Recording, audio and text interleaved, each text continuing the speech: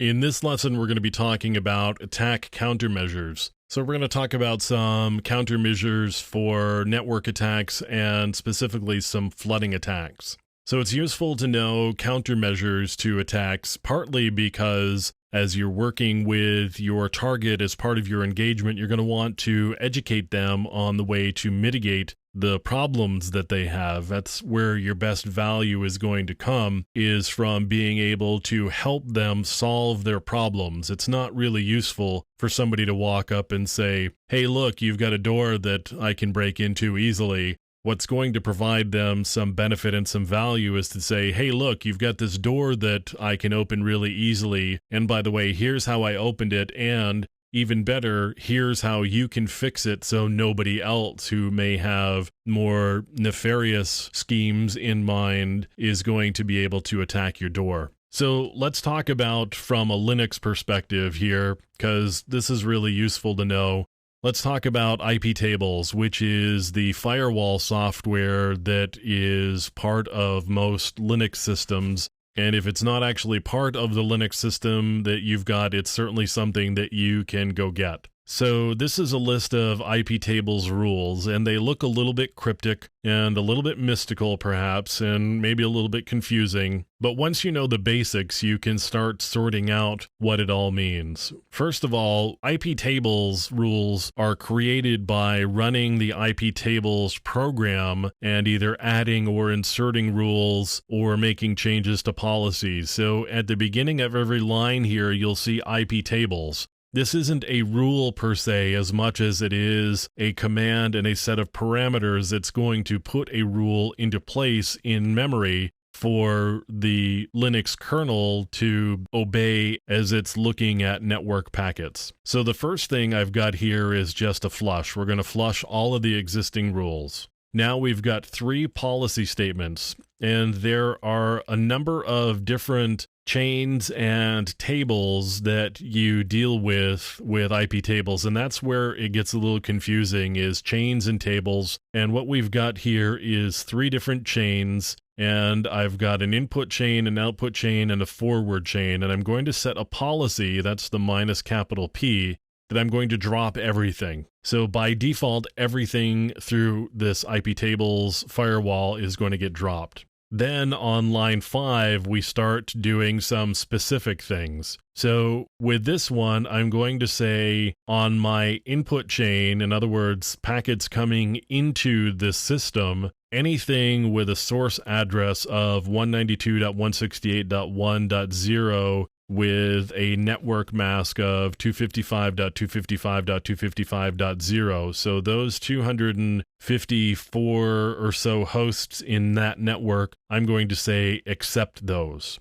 The next rule is a useful one to prevent attacks, because often you'll get spoofed packets as part of attacks. And here's a packet that you're never going to see on the open internet. It's one of the RFC 1918 addresses, and that RFC, request for comments, defines a series of addresses that are for use on private networks, and by convention, those addresses are not routed. So on the open internet, you're never going to see the 192.168 block, you're never going to see the 10 block, and you're also going to see a range of addresses starting at 172.16. So these next 2 rules on lines 6 and 7 here are both about the RFC 1918 addresses and how you would block messages from those addresses from coming into your system, because if you're not using those on your local system, then you're not going to see them, or you shouldn't see them as part of normal day-to-day activities.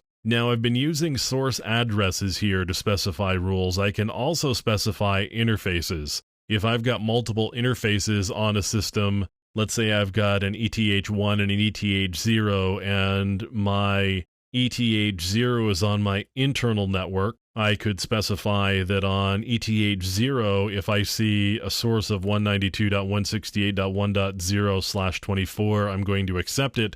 Similarly, if I had an ETH1, I could have that rule say -I ETH1 -S and then the network address, and I could do a -J drop. because outside of my internal network interface, I should never see that address on the external interface.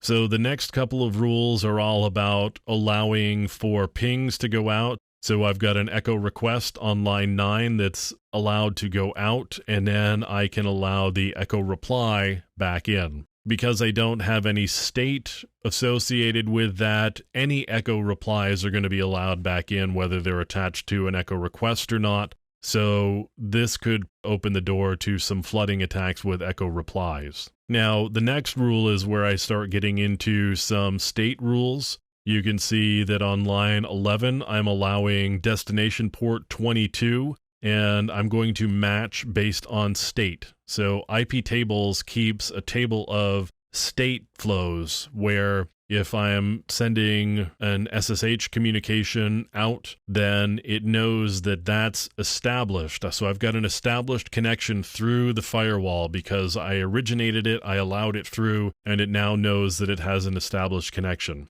So on this rule on line 11, I'm going to allow a new state and an established state to go through, and I'm going to accept that. And on my output chain on line 12, I'm going to allow established messages through.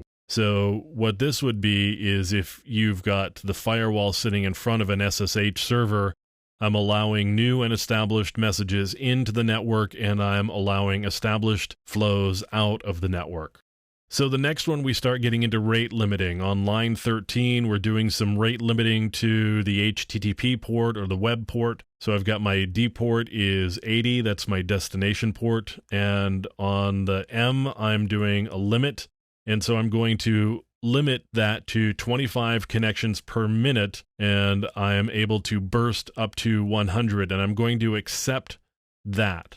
So anything beyond that isn't going to be allowed. Anything beyond that rate limit is not going to be allowed, and that's going to help prevent flooding attacks against my web server. So the next line on line 14, I am doing a similar sort of thing. I'm allowing related or established messages through, and I'm doing a limit of 50 per second with a limit burst of 50. And that is not based on a particular port. That's just in general over the entire interface. Any packet that comes through, I'm going to do a rate limit on it.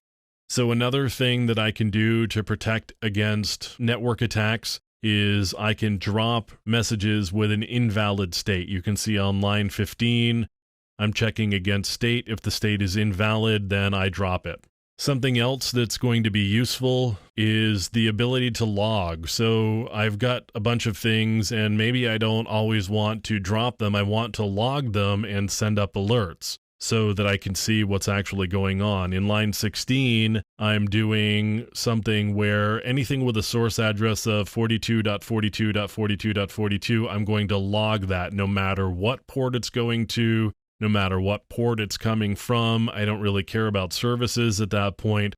I'm just looking for anything from that one IP address. I'm going to log the connection request, and then on line 17, I'm going to drop it because I don't want to just log it, although I do want to alert on it. I want to drop it as well.